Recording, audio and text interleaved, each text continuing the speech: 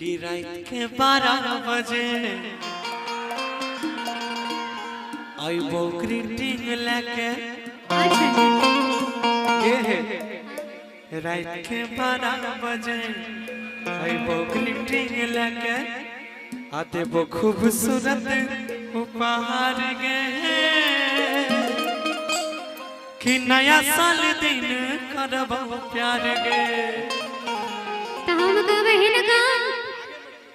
रहबू तैयार भाके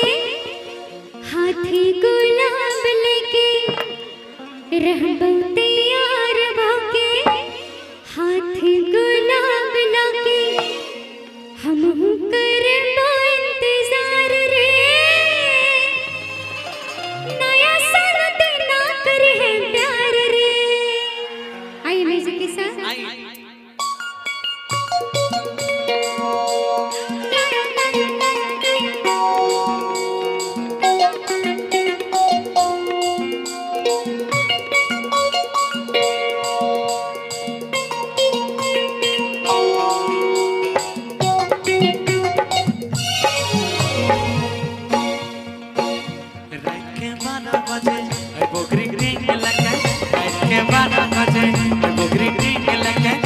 खूबसूरत उपहार के नया साल दिन करबो प्यार के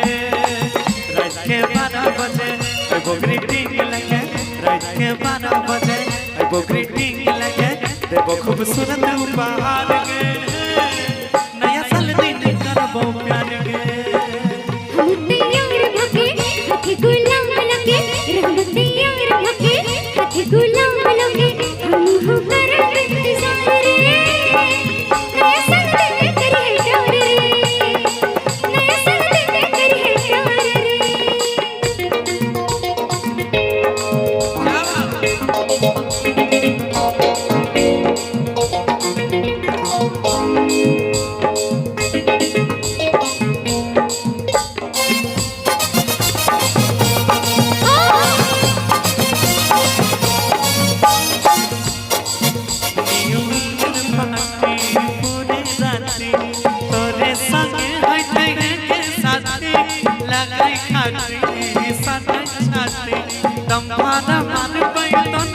खोली जोदा दीक्षा पूरा कर दी रहबू तैयार भके हाथी गुलाब लेके रहबू तैयार भके हाथी गुलाब लेके हम हो करब इंतजार रे नया साल दिन करे प्यार रे नया साल दिन करे प्यार रे।